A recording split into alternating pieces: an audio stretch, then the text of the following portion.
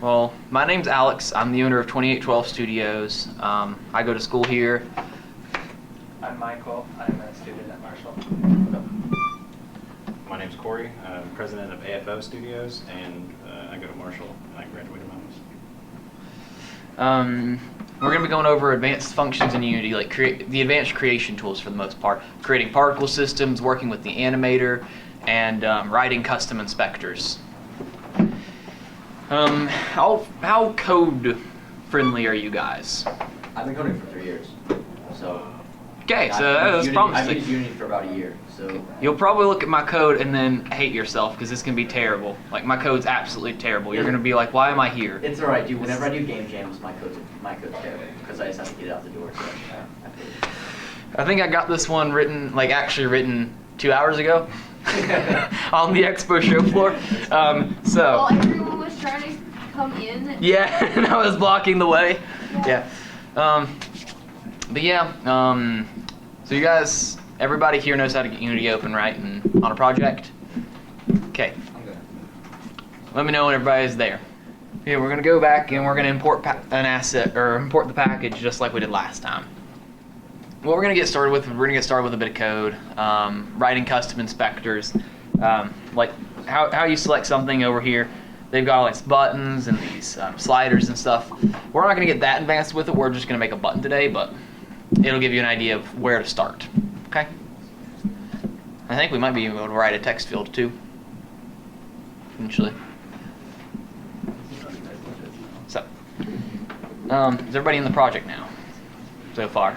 So if you go to Assets and you go to Workshop and Scripts, you will see the Renderer Inspector. Okay? That is not what I meant to name it, but I just realized that it was not named what it was supposed to be. It takes this material randomizer script that we used in the previous workshop that would randomize the color of an object. And it makes it a button in the inspector. So you don't have to have a button on screen or whatever to do it.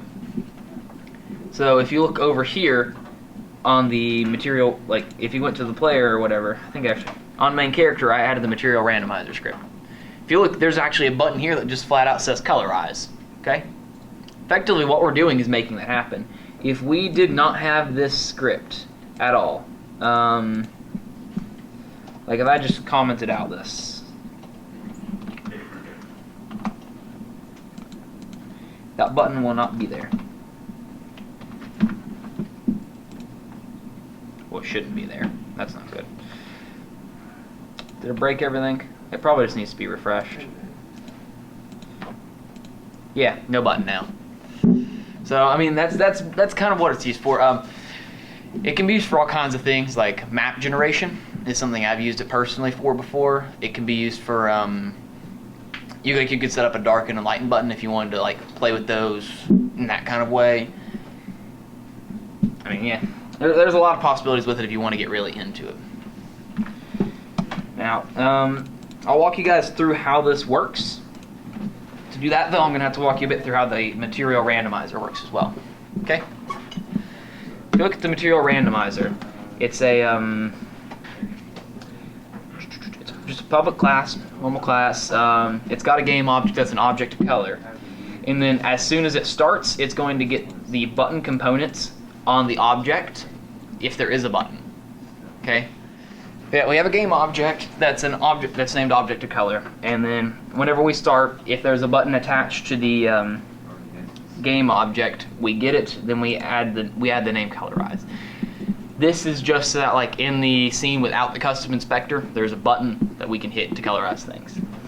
Now, when we actually get to the colorize method, it gets the mesh renderer on the object, or it gets all the mesh renderers on the object and all of its children. It goes through and makes a new list of materials, and then for every single material in that list, it generates a random color for it. So, with this random inspector, how it's set up is that it's a custom editor type of material randomizer, and it inherits from the editor class. And then whenever you're on, you have to have the method on inspector GUI, and that will have it on this inspector whenever you're in Unity actually pop up. Okay. It's not the right thing. Okay, there we go. Yeah, we call the based on inspector GUI, so it doesn't get rid of the object to color. It doesn't hide that. And then we just get a new material, or we set the material randomizer MR to the target, so it's going to be the script that's actually attached to an object. And it's going to say if GUI layout.button, which gives us a button named colorize.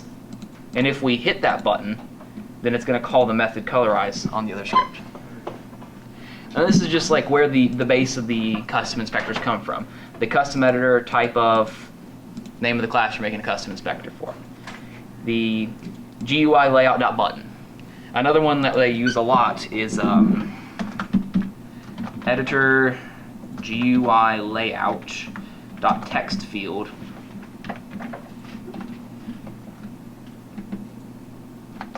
If we were to name it, I don't know, text.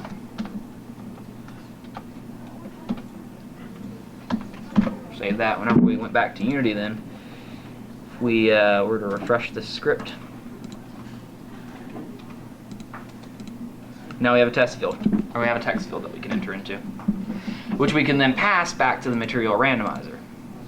Like if the material randomizer had a public, I don't know, name.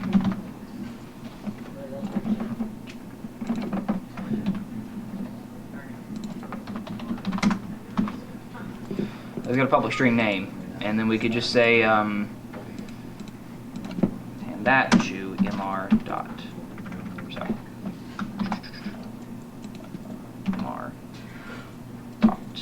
name. So hopefully I didn't break everything in the world. If we were to add material randomizer again, and we were to enter something in here like Bob. Just equate back to test. I broke something in there, but you get the idea that you can add text fields, you can add buttons, all these kinds of things. Okay. That's basically all we're going to go into with the custom inspectors. Cory, you wanted to talk about Animator, right? Next. Okay. Now let's this. Okay. So we're going to look into Erica's Animator a little more. Put it down. All right. Apparently not.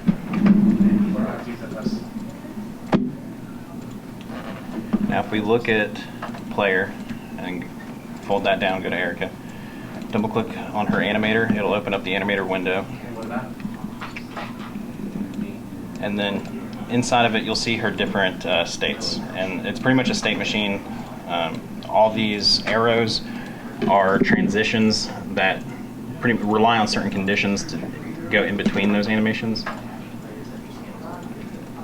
These parameters you can set up so, like, from idle to walking, it has to be is walking true. And to add another one, I'm going to add another one. If you hit the little plus sign next to the search bar to add a parameter, we're going to do a bool. And we're going to say is jumping. And then on top of that, what you want to do is if you right click inside of this animator, it'll bring up a little window and go to create state, empty, and it'll create a new state. And then up here in the inspector you'll see motion, and that's the actual animation itself. So if you think of this state being one animation, and then the animator in general, it's like a motor, and then this is just one of its pistons.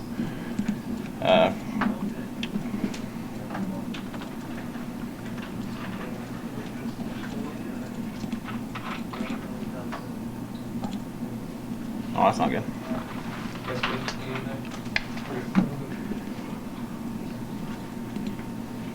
Okay, well, this is not... I've updated my package. This isn't the newest one I have. Maybe...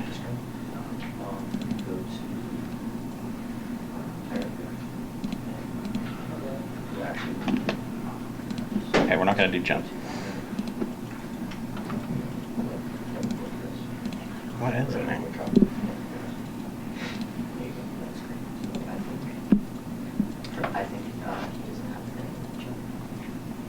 this isn't the. I have a later package that I put out this morning, but it's not in here. But we can. No, it What had time did you put it out this morning? like 7. I grabbed everything then. It did say you had unpublished changes though to one of the scenes, so maybe that was where it was. Was it the one that I put on Slack? The package I put on Slack? No, it was the last collabed out thing. Okay, then that's why. Oh well. We will just delete belly dancing and remake it. So we're gonna do create state, create empty, like we did before. Into motion, we're gonna search for belly dance.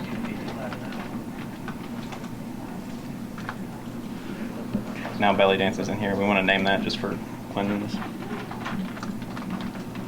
Did you make the animations?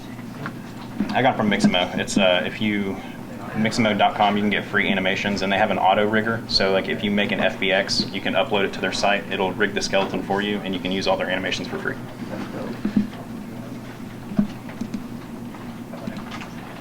Wait, too soon. All right, so on the state, if you right-click it, you'll see make transition, and that's what we want. And we want to be able to go from pretty much. This is so that like if you don't want to go immediately from, sometimes if it's more advanced, if you don't want to go immediately to the jumping animation to being idle, and it's kind of jarring in a game, so you'll want another animation to kind of buffer you where maybe they're squatted. So it's things like that where you don't want it to go from jumping to idle, but you want it to go from jumping. Pretty much this is just how you control that. So we're going to take the transition over to idle, we're going to make a transition to walking, and a transition to clapping. And then we're going to do the same back to it so that it doesn't get stuck in belly dancing, because no one wants to get stuck in belly dancing. And then when you click on these little transitions, it'll come up, the inspector will look a little different, and you'll see more of a timeline. And this is just the transition between the two animations. You actually don't want to do that, don't do that. These are the conditions that what makes it transition. Right now I'm on the idle. What makes it transition to idle? And you want to say, I already have one in there, is idle true. For up here that has exit time, you usually want to uncheck that, unless it's for something like you don't want them to be able to interrupt this animation. So like if you're searching loot maybe, as long as this condition is true, you want them to be searching the loot. You don't want them to abruptly come out of that animation until that animation's ran its course. So that's what has exit time is.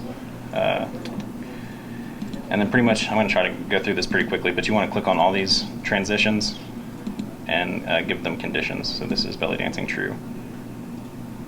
Or I guess it is dancing true. And you typically want to do the true. You don't want to, in code, we'll go in and tell it that, we'll go in and tell it what to really do. This is true. This is dancing true.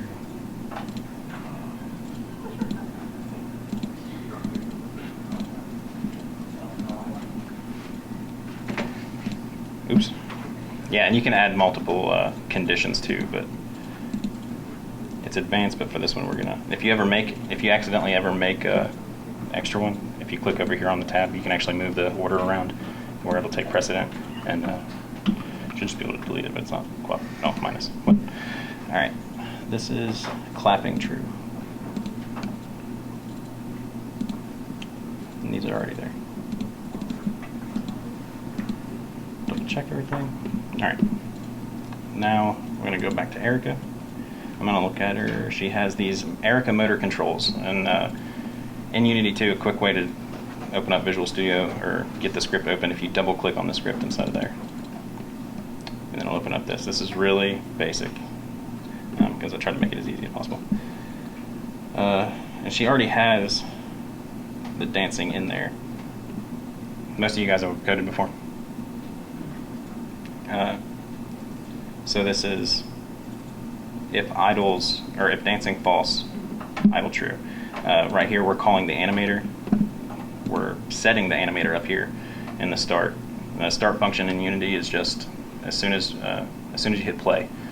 There's an awake function, and actually it'll start firing off that function like seconds before you hit play almost. It's like you hit play before it builds, it does awake. Update runs every frame. You typically don't want to put things in update just because it'll run off of the CPU. So if you make a game and you have a lot of stuff in the update, like let's say I have a bullet firing in the update, it's working fine on my computer, but I take it to a faster computer. Now that bullet is going way faster than it needs to. The player's moving faster than it needs to. So you usually want to make your own functions and clean that up a little bit. But for this, we want it to be checking these conditions every frame, at least, for the purposes of this. Now it should be... And also, if you keep this window open, it's a little... There's no floor.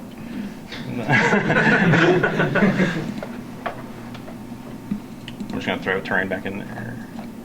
And this is what I always do, because now 0, 0. The terrain kind of comes into the scene like screen coordinates, so like 0 is in the corner, and I don't really like that. But, so I've set that off to the side so she won't fall. Unreal has the same kind of thing, where you'll actually see down in the animator the node for the animation is playing, and that's... I'm going to get the mouse back. Also, if you have it playing and you click outside of the window, you can lock whatever movement's happening, so it's not using your mouse anymore. If I click on idle, you can actually, inside of here, adjust things like speed. Put the speed at 100. I'm going to set her to clapping so that it's a little more noticeable. I feel like the idle... I want to see her jittering at 100 speed in that idle animation. Okay, I'm going to spin her around. Click on there. All right, in clapping. I might have broke her. Or no, it just reset back to idle, so I'd have to... So you didn't have to witness it. All right, so if you set this back to 100, come in here.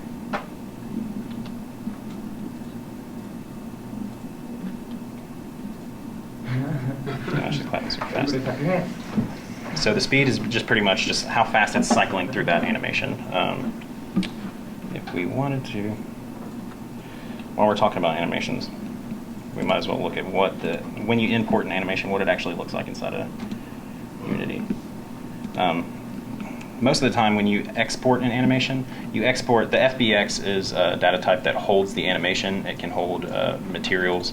A lot of people use OBJs in game design, but I feel like FBXs are the future.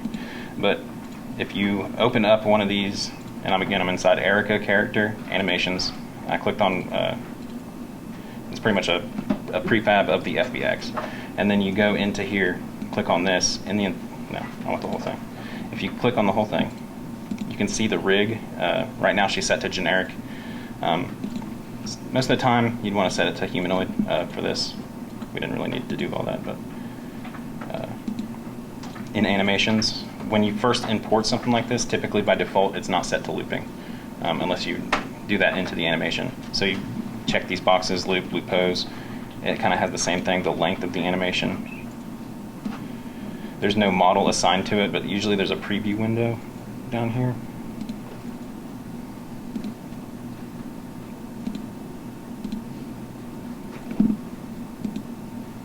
Yeah, see, if you put it on the Unity model, it just breaks. Depending on how you have things rigged, it really matters.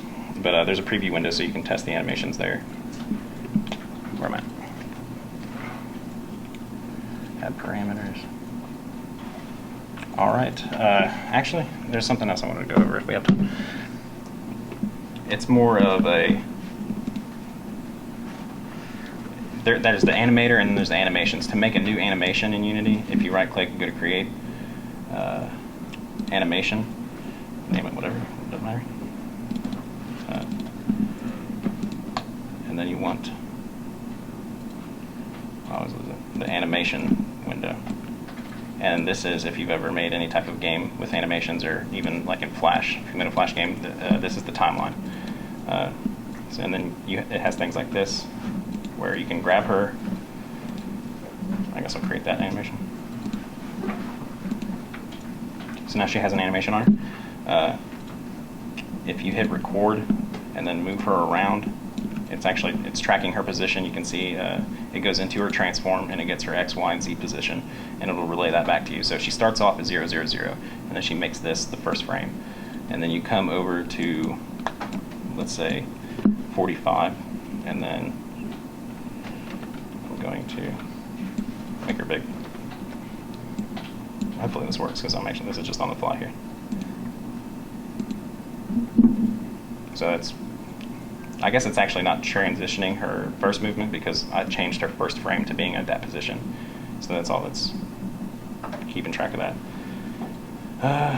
You can, if you want to, it's probably not preferred, but if you look deeper into Erica, you can actually see that she has the Miximo organization, I guess, or Miximo original hips. She has left leg up. You can actually see her bones in this. So if you wanted to, which I've done it a couple times for things like fingers on triggers, if it's a third-person game and you're not really going to see anything about it too much, but you can actually, inside of Unity, rotate her bones, which isn't going well for me. There. So if we wanted to come down here, and all this down here is the animation. So like if I wouldn't have pulled this from Miximo, I would have had to do all of this myself. Animation is the unsung hero of game development, and it's very sought after. If you want to learn the time and have the patience to do animation, you get paid a lot of money for it. But I'm going to try to.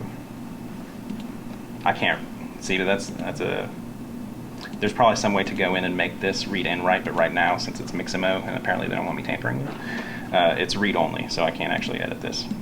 But you can see each frame of that animation. And I think that's about it. I think Michael's going to talk to you guys about particle systems next.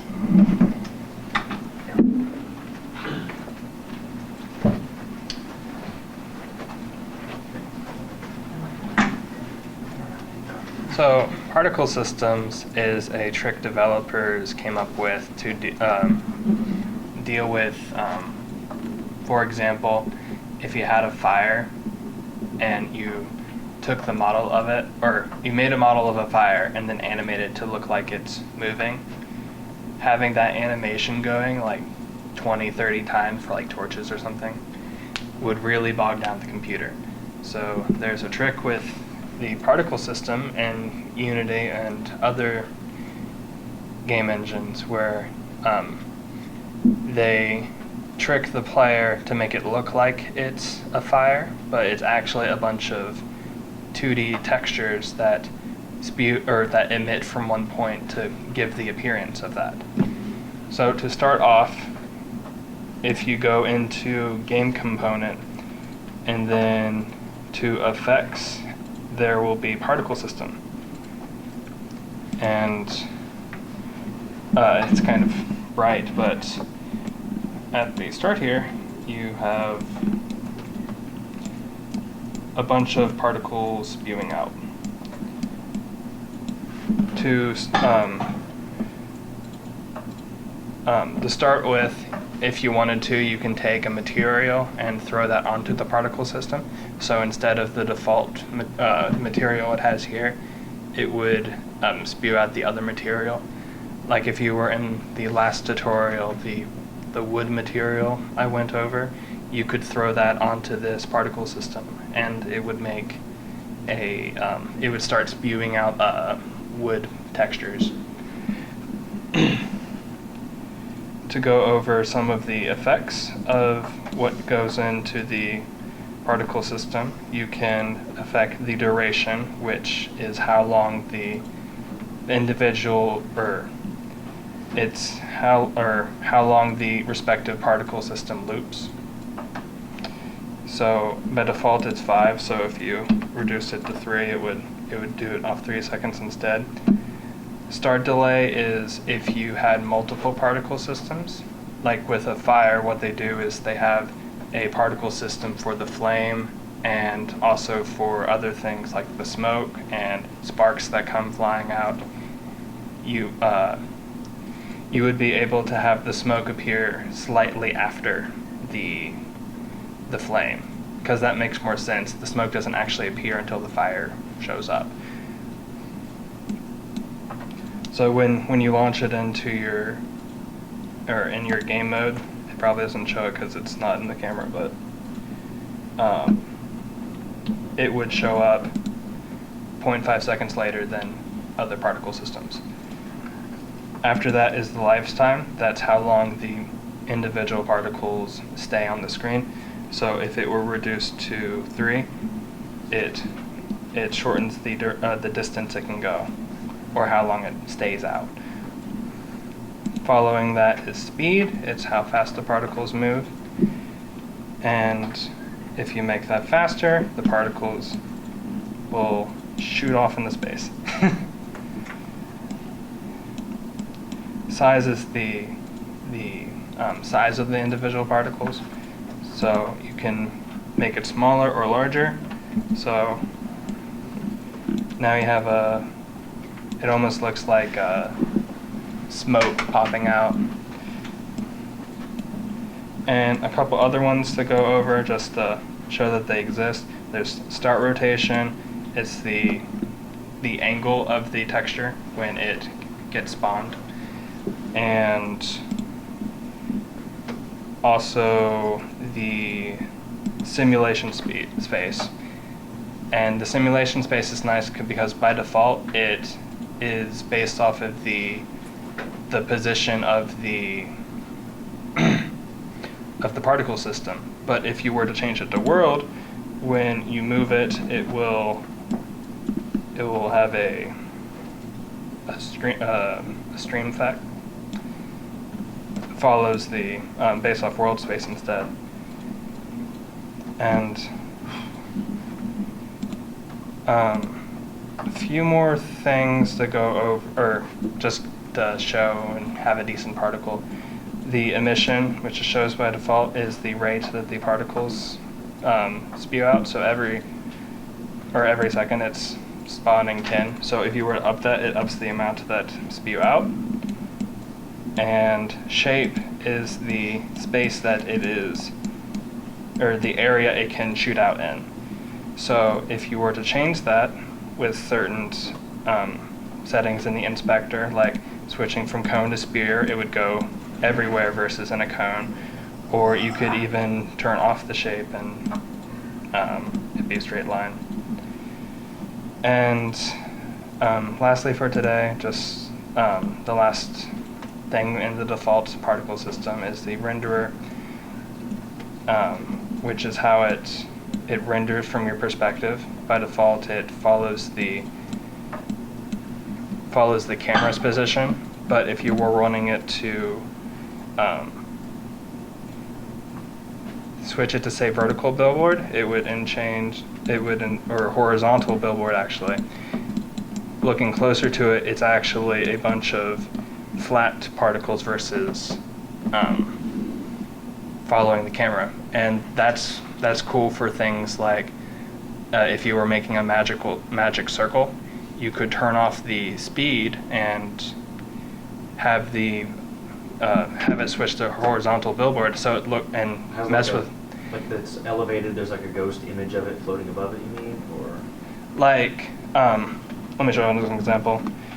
If the speed, we tone it into 0, and I'm going to get rid of the terrain because it's, so now it doesn't go anywhere. It's just, so the texture itself is the magic circle on the ground or something? yeah. So when you're casting a spell or something, sometimes There's an emitter there, and yeah, it'll emit it there. So in addition to that, you could mess with the rotation, the start rotation, so that way they look different with each particle.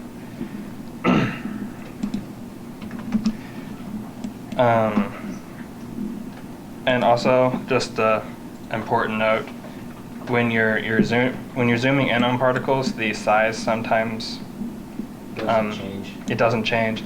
So if you up the maximum particle size to at least 3, it actually keeps the size in place when you're looking at it in your scene view.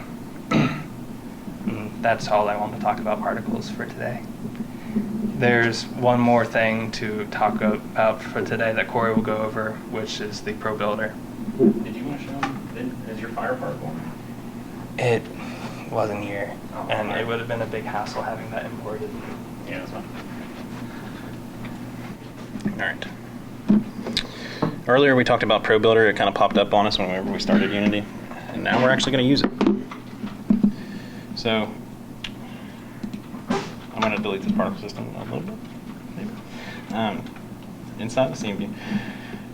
Alright, whenever Pro Builder is a plugin. It's essentially an external program somebody wrote for Unity.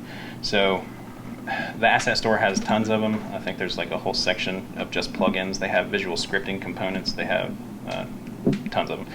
Pro Builder is one that essentially turns Unity into a 3D modeling program. To activate any plugin, though, it's usually in Tools, or there might be a custom tab in the toolbar. But this one's in Tools, and then you'll see Pro Builder. Pro Builder Basic Window is what we want to open up, and then you can dock this anywhere. It's just a tab. It's a normal Unity tab. All right. We want to start off. I guess we'll just do a cube. That's always fancy. Right now, the cube's not really there. It's blue. It's indicating that it's just a ghost of the cube. Over here, you can see the different dimensions. If I wanted to make it larger, and it's another thing too. Pro Builder dynamically adds. It kind of tiles the texture on it automatically, and it keeps track of its own UVs. So you don't have to unwrap anything that you build in Pro Builder because it's already done for you. Other than this cube, though, one of the things that I use Pro Builder a lot for are stairs. Just because they're a little complicated to model if you want them realistic. Now I'm getting to the point where Blender, I feel like you probably want to do that, but to prototype and to get your player around the level, it's super easy, and you can increase the steps. It's got all these different things. You can either build the sides or not. You can add curvature to it, so if you wanted to build some big elaborate lobby. Mirror, which it'll just flip it. Stair width, stair height, all that. Inner radius. There's a lot going on there. Another thing that's super convenient, doors. Not necessarily these, but like I'm going to end on the door just because when you hit build, it builds the door. You'll notice that it's white now. If you click off of it, you can kind of see that you can see through the one side of it, and what you're doing is you're seeing through its normal. So there's actually not a texture on that. The computer's not even trying to render that. It's just rendering the outside of it. So we're going to look at one of its faces here. I'm going to put this down here. Close it down again. All right, these right here are, this is the select tool. Mouth's a little dry. This is the select tool. You can move it around as a whole object. It's like object mode in Blender if you're used to that. Right here you can mess with the vertices, so you can actually select a vertex and move it, and you can see where the texture's tiling. I'm going to undo that. It's mostly for prototyping, I'd say. If you shift click, you can select multiple sides. Like I don't have a hold of one of them. No. And you can pull it out, make different doorways. That's super convenient. You can select faces. And over here, I'm going to talk a little bit about this stuff. You can set what handle you have to it. I'll set it back to world. Export, you can actually export things as FBXs if you wanted to prototype it here. You like the thing that you built, so you want to export it to edit it more in Blender or Maya. You can do that. You can flip the normals. Don't really want to do that though. You can extrude the faces. Pretty much anything that you want to alter the shape with is over here in this window, and there's a lot. You can set custom colliders, and this would probably be used mostly by level designers, so they could get in there and get a quick level built, figure out the balance of the map if you're making a multiplayer game, figure out the paths that you want the player to take.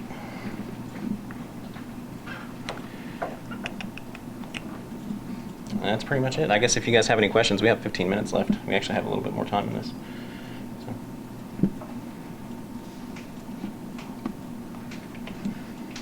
Oh, I guess another thing.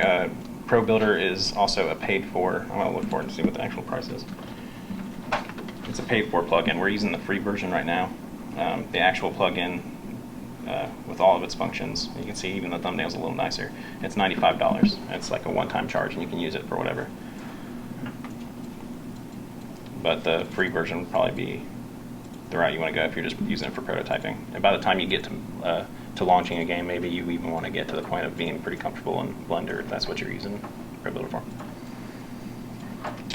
But also on a computer, I know like the first computer I started making games on could not run Blender. It could barely run Unity. So getting this plugin for Unity kind of gave me access to 3D modeling a little sooner than I could have. All right, that's it. Any questions?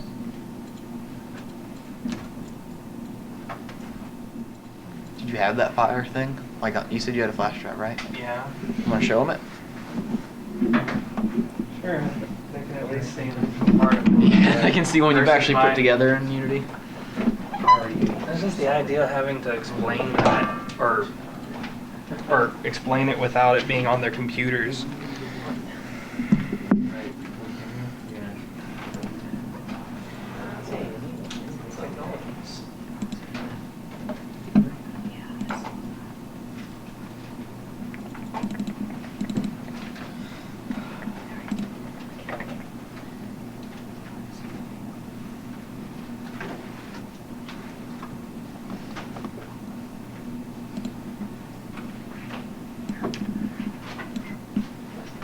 So this is a better example of an actual particle you would use in a game when it's more developed and worked on.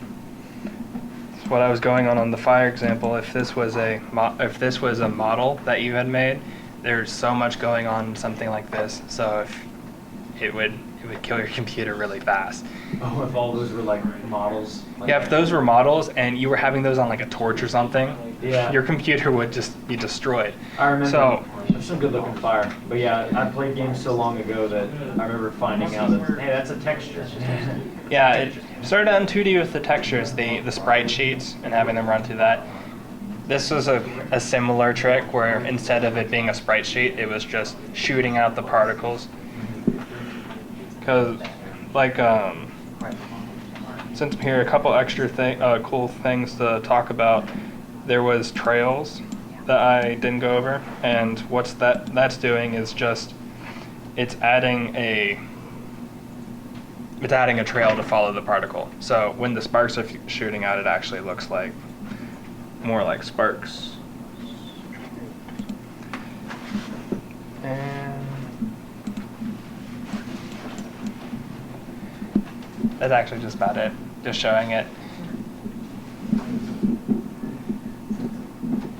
And if you want it, I'm willing to part with it on if you're wanting it on a flash drive or something. You could throw it into your Unity or whatever.